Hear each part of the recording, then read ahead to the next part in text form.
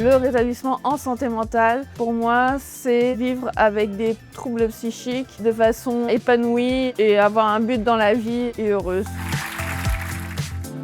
C'est centré sur la personne et les besoins et les ressentis de la personne, tandis qu'avant, on regardait les symptômes de la personne et on arrêtait les symptômes, mais on n'arrêtait pas forcément ce qu'il y a derrière les symptômes. C'est comme si on arrêtait le signal d'alarme, mais qu'on n'arrête pas le problème qui a causé le signal d'alarme.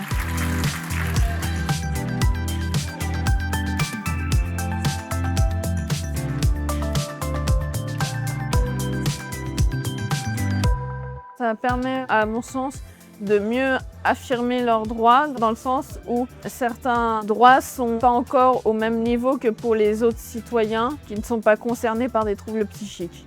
C'est pas revendiquer des nouveaux droits, c'est revendiquer l'application de leurs droits normaux comme tout un chacun.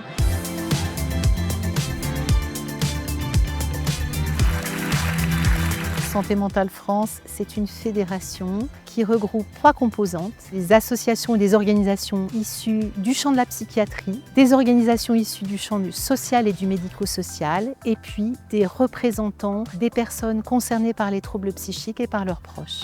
Sur le territoire, nous sommes présents au travers de 12 coordinations régionales et notre mission, notre raison d'être, c'est de promouvoir la dignité des personnes concernées par les troubles psychiques.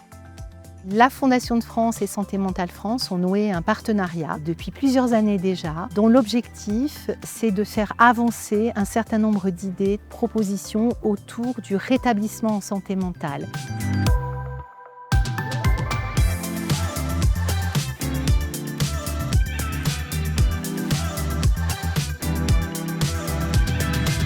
Ce dispositif est là pour mettre en lumière ce qui existe déjà sur le terrain et aussi permettre des rencontres pour diffuser, inspirer partout dans les différents territoires de la région. Qu'une idée qui est née à Grenoble peut inspirer des équipes de Moulins, de Clermont ou de Saint-Étienne.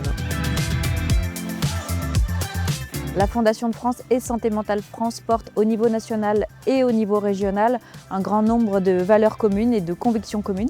Sur notre région, la dynamique du territoire en matière de santé mentale est particulièrement importante parce que les besoins sont immenses et parce que le tissu d'acteurs est extrêmement fourni et actif. L'année dernière, en 2024, nous avons pu soutenir au niveau de la Fondation de France 73 60 projets d'intérêt général sur le sujet de la santé mentale.